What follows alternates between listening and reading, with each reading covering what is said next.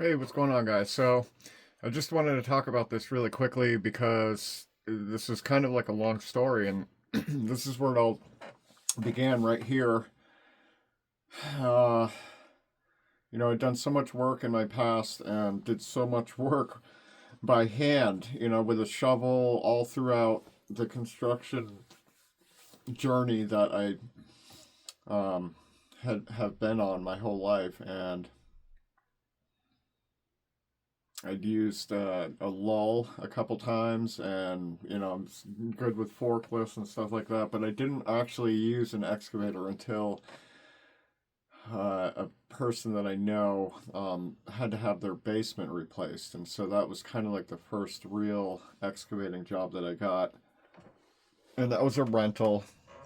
It was a small, like 11,000 pound Hitachi that I rented, and even though that thing was really tiny, it had quite a bit of power. So I was really impressed with that, and it dug into the ground pretty easily. And I had to get used to a whole bunch of different things in terms of like having insurance and calling DigSafe to make sure that I wasn't digging into something that was in the ground or falling into an old septic tank. So I found the old one and dug that up and crushed it all up, and then filled it, put it back into the hole where it came out of. And so anyway, this is kind of like where it all started. And I had rented three different times a Cat 315, and I got pretty used to using that thing. And the controls were pretty much the same as the excavator that I had tried and that I'd used before that. So here I am, like slowly making my way up from a smaller size to a medium sized one. And these are still, even the one that I got is still tiny compared to some of the bigger ones. But this is, where all of a sudden I found myself on this website and looking around online and looking in, the area where I live and everything. And so this is a perfect example right here. This is the excavator that I was most used to right here. And I spent about 3.5 weeks in one of these over three separate times, and I got really used to using this thing. I got really good at it, and this was pretty good on fuel too. But when it came to like really heavy lifting stuff with it, you had to give it a lot of throttle. And so anyway, I think this is like 32,000 pounds or 33,000 or something like that. And so anyway, I didn't know anything about the excavators in terms of like the maintenance and all the different parts on it and everything. And so I just started looking, and I didn't really have money at the time to buy any one of these, but I was looking at them just so that I had an idea. And so this is a perfect example right here. I just wanted to go over this and talk about this really quickly because this obviously I ended up over here. And these are examples of the excavators that I found. And this was the series that I was looking at, and here they are. So this is the Cat 235. This is the model that I have. It's the 1984. It's this one right here. This is the exact same model that I have. And I just wanted to go over it really quickly because this right here is 24,500. So it's 24.5, and it's the same year and everything. And if I look at the details, it doesn't really have much for details in terms of what the checklist that they go through to check all the parts and everything. So this right here has basic information. It says used. The hours are 18,000 hours. It's the 64R. And this right here is, something that I would have to fly down to, or this is in New York, so I have to drive over there and then arrange for a transport from New York to the state that I live in. So this was 24,000 right here. I don't know anything about it. So I'd have to drive to this area in New York. And, other than talking to the seller and emailing them and everything, and, then they'll give you more of the information. But here's the thing, you're just talking to the seller. They could tell you anything. So to back that up a little bit, at least this website does a complete report. Okay, they go through all of this stuff. So it talks about the hours, the description of the function check that they normally do. This one, it says the item was not operational. So I'm going to turn this if I can, so that you can see what I'm looking at here. And so anyway, like I was saying, they go through the whole thing. There's a limited function check. They go through all of the different parts of the hydraulic system, and they basically give you like a full-on evaluation to the best of their ability. So once again, this is like, I would have to, if I wanted to buy this thing, I would have to go to Pennsylvania to get it. Okay, then it's like going there, you got to find the person who owns it. You have to get in the thing and move it around and see what, parts are worn out and everything. Usually it's the bucket, you can hear that rattling around and stuff. And you look at the idlers and see how far out they're pushed and everything. There's all kinds of stuff that you have to kind of look for. And I didn't know any of this stuff. This is just me spending, like forever online looking at all these different things. And so here's another example of another one right here. So what I was going to say is basically these guys, if you're buying one of these things, you're going through their report and everything. This isn't like an individual seller that's telling you, oh yeah, this thing has like 4,000 hours on it, or 10,738 hours. If the meter was broken, you'd have no idea. And so these are things that you kind of have to look out for. And this right here is a perfect example. There's no picture of this at all, and there's very limited information on it. And this is in Fort Worth, Texas. Okay, so this would cost like $8,000 to send this, to transport it to the other end of the United States. Now, if I had a huge company and a whole fleet of these things, it would make sense for me to fly down to Lake Worth, Texas and go and look at it and everything, if that's what I want. If that's what I desire. But I'm going to go back to this, and I also wanted to show you that this is the stuff that I had to do. I had to start researching about the excavator. I had to go and talk to the guy and look at the serial numbers that are in 4 different parts on the excavator, and there's so many different things that go into this, and you have to think about all the grease fittings and everything, the amount of hydraulic fluid. This thing, the 235 uses 84 gallons of hydraulic fluid, and a 105-gallon fuel tank, and these are the things that you have to think about before you buy something this big. And so anyway, I'm kind of going off track here because I wanted to talk about a couple things and I'm forgetting, so I'm just going to keep going.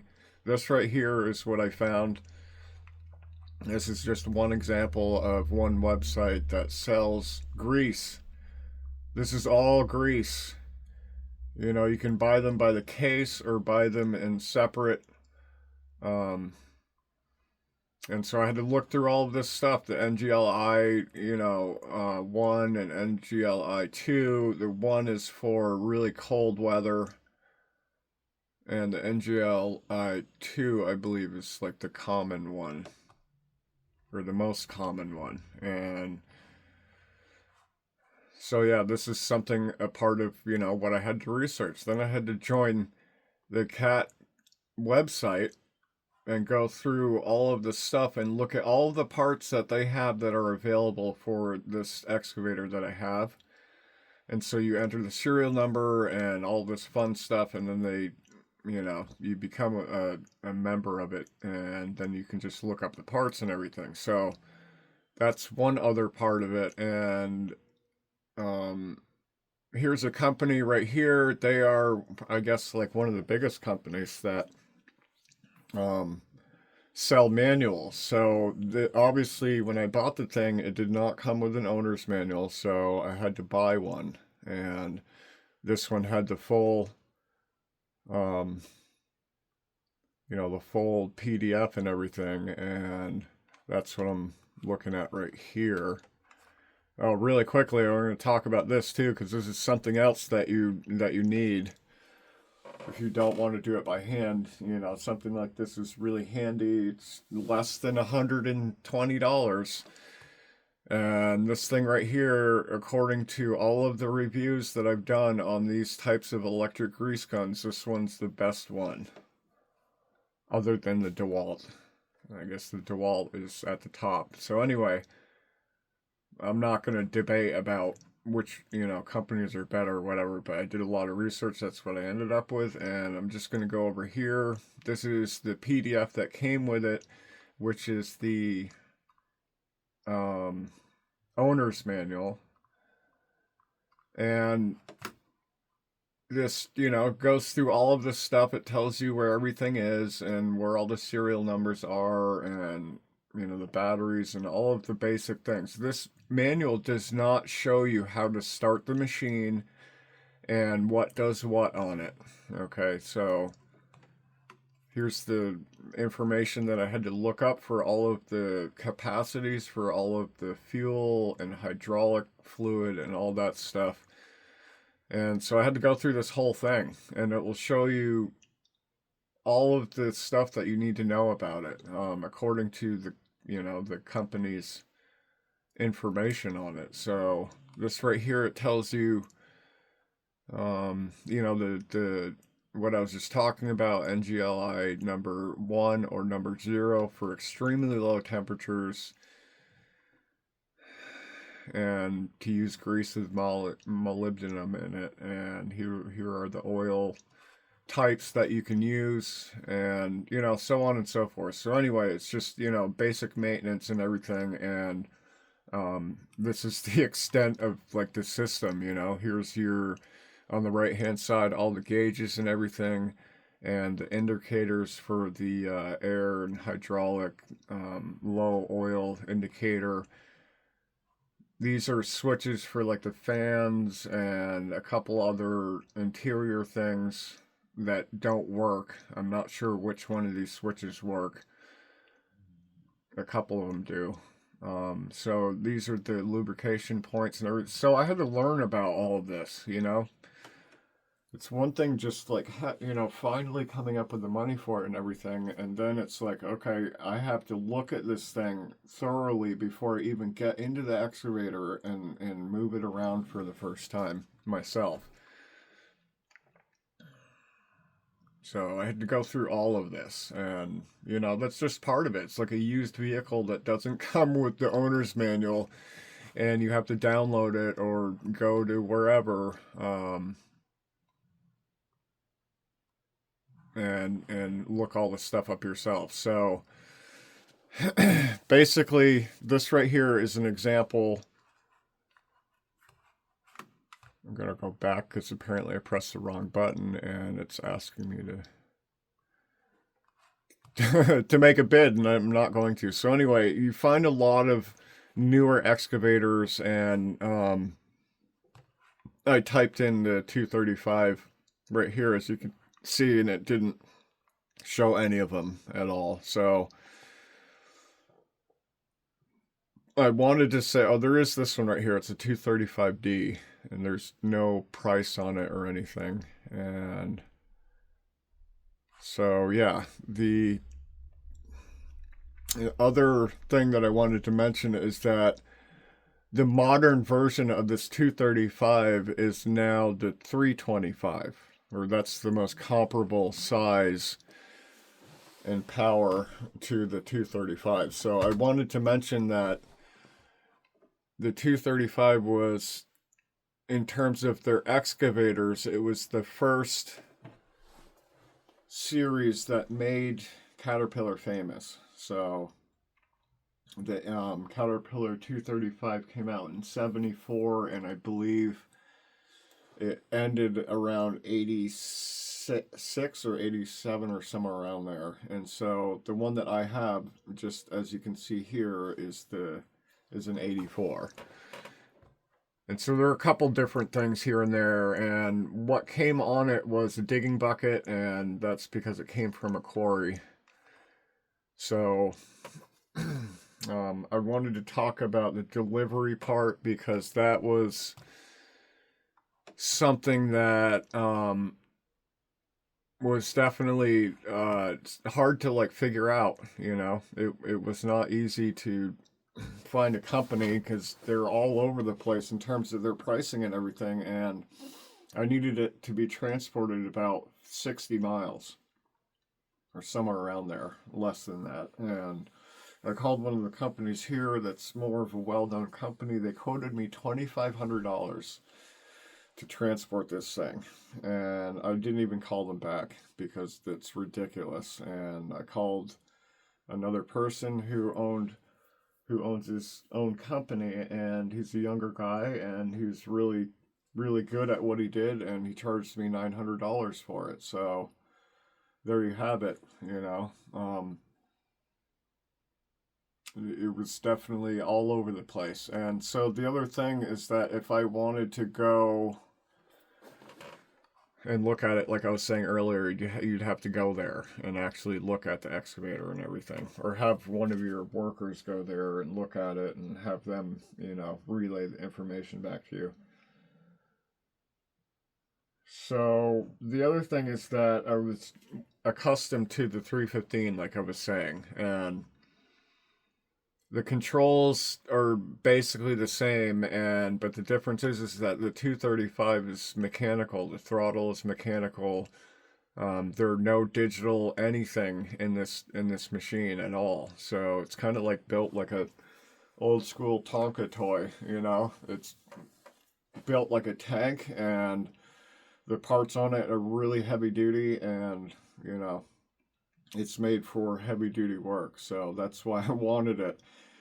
And I ran into a couple times where the 315 was not strong enough. It didn't have enough power to do what I wanted to do with it. So this one right here is a little bit different. It has 59,000 pounds of pulling force or traction force, or drawbar pull is what they call it. So, and that's the thing with these excavators. When you look up, how much this thing can lift, it will tell you how much traction force that it has. But I had to look around, and it'll basically lift about 6 tons. And that's the other thing about the ratings, in terms of its lifting capacity and everything. It depends on the orientation of the machine itself, because as this shovel goes out and the stick goes further out and everything, you're changing the physics of, the capacity of how much this thing can lift. If it's in the position that it's in right now, and it's just digging straight down and pulling straight up, this is where it has like the most force. If it's extended all the way out and you're trying to dig really deep from all the way out, it's not the same. So I wanted to mention that really quickly. It's a huge difference, not only because of its size. I had to get used to the size of it because it's over 11 feet wide, and the 315, I believe, is 8 feet wide. So huge difference. And I think the 315 has either a 12 or 14-foot track. I can't remember, but this one has a 16-foot track, and the tracks themselves, the plates are 23 and a half. They're almost 2 feet wide, so it's a long track. And So yeah, moving on to the next thing is that I went and had the guys move the stuff around when I went and looked at it. They had to pull it out of the parking spot that it was in, and it was filled with ice and everything, so that it kind of was slow taking the thing out of it. And it was freezing cold and it was snowing like crazy. So I had the guy move the thing around and do certain things that I wanted to look at. And he did all of that stuff. And I gave it a good look around and went through all of the checklist things that I could remember in my head and talked to him about the history of it and when the service intervals were and what he had replaced on it and when was the last time he changed the oil and all that stuff. And so that's one crucial thing is that you really have to go through all of that stuff and really know what you're getting yourself into. And he was very thorough about it. But it's like this is a used vehicle, you know? It's the same thing. I don't trust anybody. And that's the deal, you know, and when you're buying something like this, I don't want to get the thing to where it's supposed to be and get in it and then 2 days later it stops working, you know. Then you know, you're mad at the person that sold it to you because they didn't tell you that there was something wrong, blah blah blah. Anyway, the guy's son was autistic and he's a really nice guy. He's probably about 20 years old or 21, somewhere around there. And he was the one that operated it the most. He was the one that used it and loaded the trucks with it and everything. And he was the one that did all the maintenance on it. And he told me, you know, that the engine had been completely redone. They took it out of the frame and everything and rebuilt it and put it back in. So it has about 8,000 hours on the newer 3306 engine. And, you know, I went through and I asked him all this stuff and I was like, you know, what does it need? And he said, you know, it doesn't really need anything. It's just maintenance. And, you know, he's like, I love that thing. It's my favorite machine. And he looked right at me. He's like, if you don't want this thing, I'll buy it back from you. I will absolutely buy it back from you. And I looked at him. I was like, okay, yeah, no, I think I'm fine, you know. And so he gave me all the information and everything. And on our drive home, I was talking with my wife because she was in the truck with me. And I was talking about the that guy and you know his son and everything and she's an administrator and she works in health and rehab and stuff like that, so she's worked with autistic children and autistic adults for her whole career. And she told me one thing, and that was that autistic children and autistic adults don't know how to lie because to them it's all about facts and black and white and there's no in between at all, so they don't know how to lie. And she told me that and I was kind of like, oh yeah, I forgot. I remember you telling me that a long time ago. And so that just, like, you know, it made me so much more comfortable that I had that little golden, you know, sunshine of information that he gave me, and the fact that he was autistic and everything. You know, it's really nice guy, and um, so yeah, that was it. You know, sold. I gave him, you know, I told him I was going to be back on a Tuesday. It was on a Friday when I met up with him, and you know, I was there. Yeah, I'm sure he was thinking, yeah, you know, this guy is not going to show up or he's not going to call me back. Or a lot of people looked at it. So I looked at him straight in the eyes and I shook his hand with a nice, really firm handshake. And that was it. I told him I'd be there on Tuesday at noon, and there I was. And paid it in cash because it came from a quarry and he bought the quarry. He paid over $1 million, or exactly $1 million in cash to the state so that he could use that quarry. And so he wanted cash for the thing. And I looked at him, I'm like, is there other, you know, before he said that, I was like, what, how do you want to be paid for it? And he looked right at me, he's like, cash only.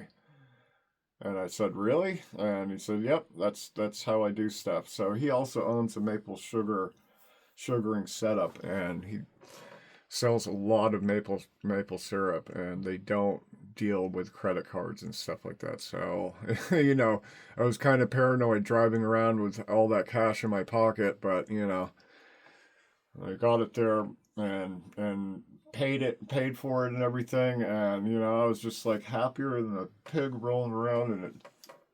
You know what? And I just couldn't believe it.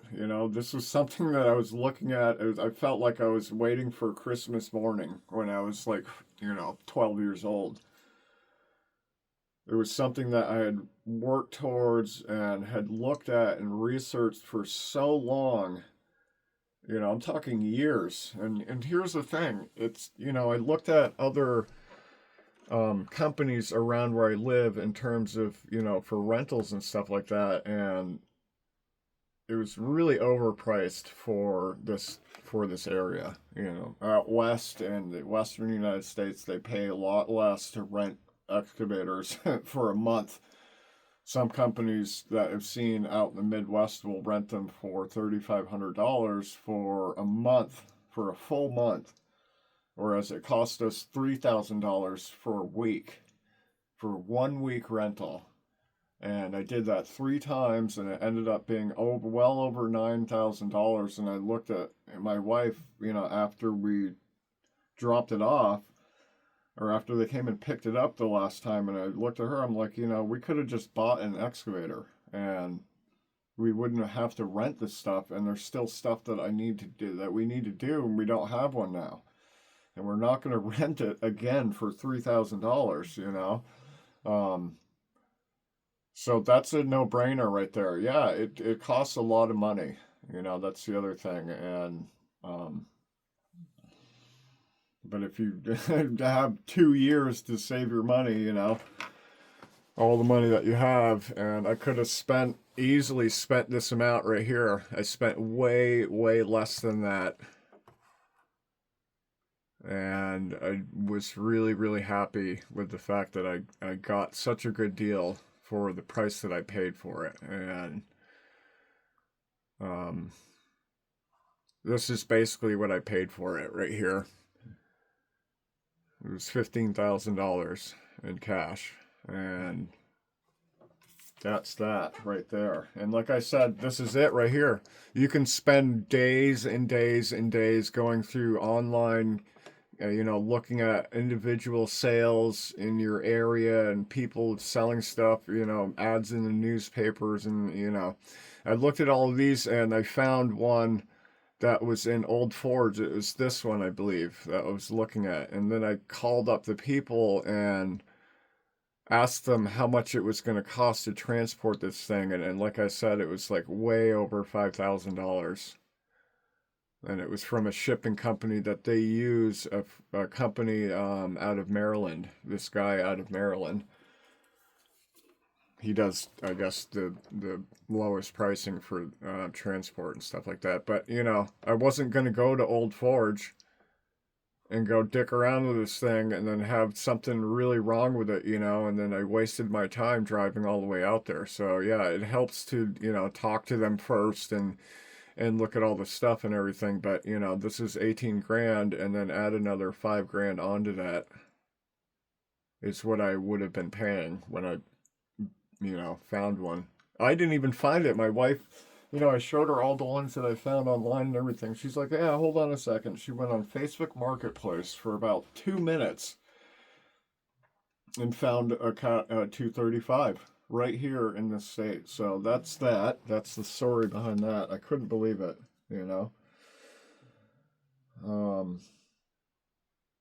So basically, I don't know if I said it before. Yeah, I did. The 235 is now like the 325.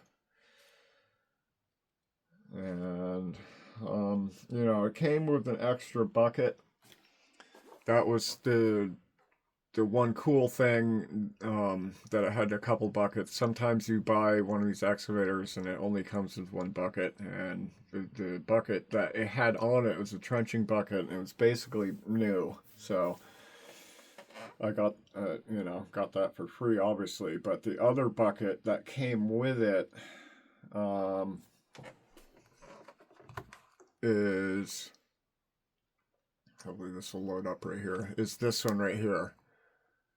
Except this isn't the same one. This is the one that's on, the one that's on, that was on it before they put the other bucket on it. So this is the original bucket, and look at the price on this thing.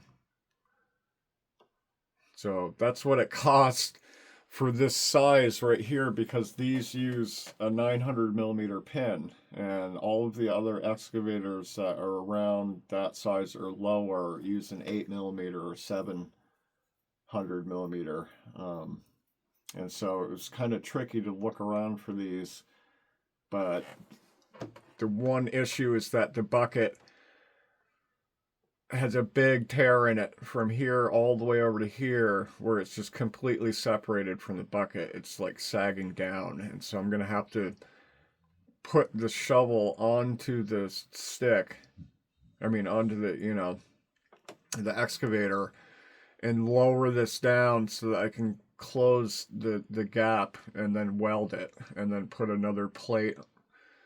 Gonna use some 1/2 inch steel or something like that, and fix that bucket. But it's still at the place at the quarry, because I guess when you transport something like that, you can't put another bucket onto the trailer with it. So that makes sense. This, I don't even know how much this weighs. It's probably 1.5 tons. Maybe somewhere around there. I have no idea, but I'm kind of bummed that he couldn't put it, or put the other bucket inside this one, and clamp it to the floor under its own weight and everything. So I have to go back and get this bucket, and I'm probably gonna have to find somebody with a flatbed, because my trailer has got one tire that's soft and the other one's not doing good. I have a 3-axle trailer, but I have to fix a couple tires on it, so I'm gonna have to go and get this thing. But at least it came with it. So that's the other thing you should look at when you're looking at the excavators and everything, is to see what it comes with, because that is also a beneficial thing.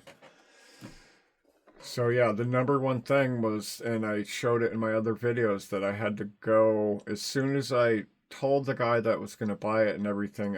I came back the day after I paid him for it and everything, and went through the machine and got all of the serial numbers and everything on it,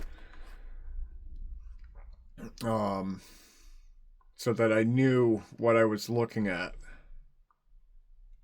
And I could look up the year, the model year and everything, and that's how I found out it was in 1984, and, needed that information so that I could reverse engineer, or basically look up all of the information on it. So that's what I did, and that's where it all started, and that's where it ended, right here. Looking around at stuff online, and this right here is a really good company. I don't know if you guys have seen Ritchie Brothers, but they have Ritchie Specs. And I'll just type that in right here so you guys can see what I'm talking about.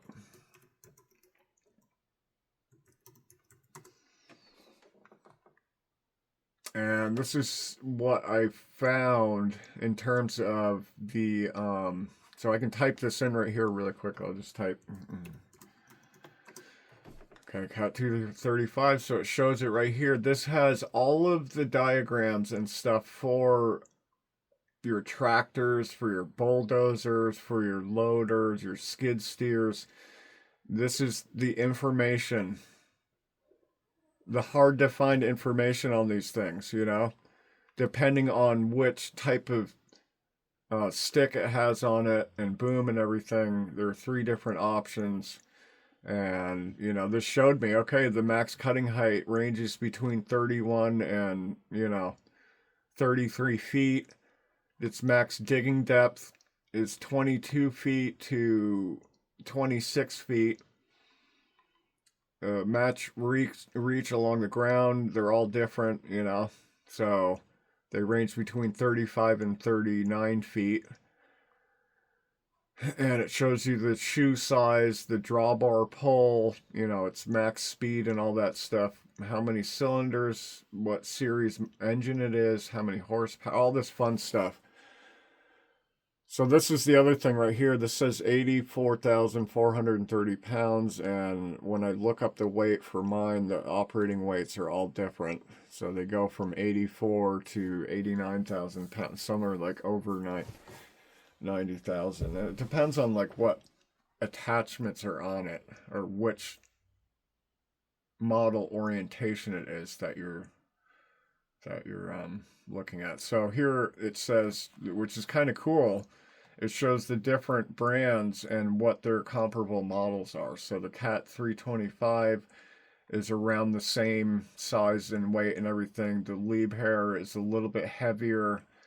It's got closer to the same horsepower as the 235, and the John Deere 245 or 2454D is 77,000 pounds, and it's the same as the Liebherr. I don't know if what the deal is with that, but anyway, so it shows all of this stuff that I really wanted to know. Quick reference. So this is a really cool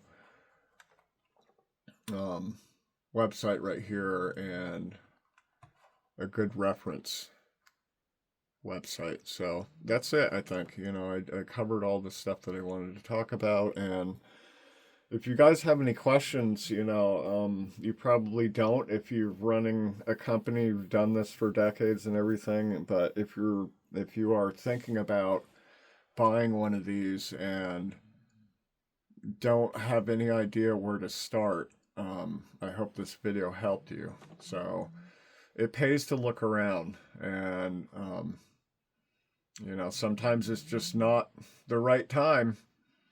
You know, it's not meant to be. There's certain times where things just don't work out and you're dead set on it, and for whatever reason, you know, somebody bought it before you got to it or whatever, you know. Um, the buying experience is all over the place, like I said, and I was very fortunate that I found a guy that was totally honest, and his son was totally honest, and you know, they're solid people, and that's who I like to work with. So just do your homework and your research. I can't emphasize that research is so crucial when it comes to this type of stuff. Because I didn't want to end up with a nightmare. Just really quick, I wanted to mention that again, that I didn't want to buy something, you know, and get it and then run into all of these problems with it. And you can find stuff like this right here, where this description, you know, it's not very common or often that I see this on these used excavators, but this says a good running Cat 235. It's ready for work, in excellent shape. That says it all right there, you know. But here's the thing. It costs so much to transport this thing. I'm not going to be transporting this thing from one site to the next. It's going to our homestead. That's where it's going to live, you know, where we actually have land. And now I'm over at my wife's sister's property now that she just bought, and I've been doing site work, site prep for her over there, and it was cool to test the excavator out. It was a good way to test it out, but it's so cold here. It was 16 degrees below zero this morning, and so it's kind of tough. That's the other thing, is that running it in the winter is a little bit different because you can't drain out the water that is at the bottom of the fuel tank, which is from condensation and temperature inversions and how much diesel you actually have in the tank. So I don't know how much water's in there because I haven't been able to drain it out, and because it's a mechanical throttle, I had an issue with it when it was, you know, 18, 19 degrees out. The throttle was stuck and did not want to move, so I had to get underneath it and heat up the joint where the mechanical parts of it, adjust the throttle and the engine and everything. So it took a while. It took for like 5 or 6 minutes of it just running at like 1/3 throttle before it actually started to move and free up the throttle and everything. So yeah, that's where I'm at right now. And again, give a like if you like the video, and I will have more videos like this and others. So just keep in tune. Some videos are about excavators, some are about nature, some of them are about cutting trees down. It's, I try to cover everything that's the outdoor experience that we all go through. So I hope you guys have a good day, and that's it.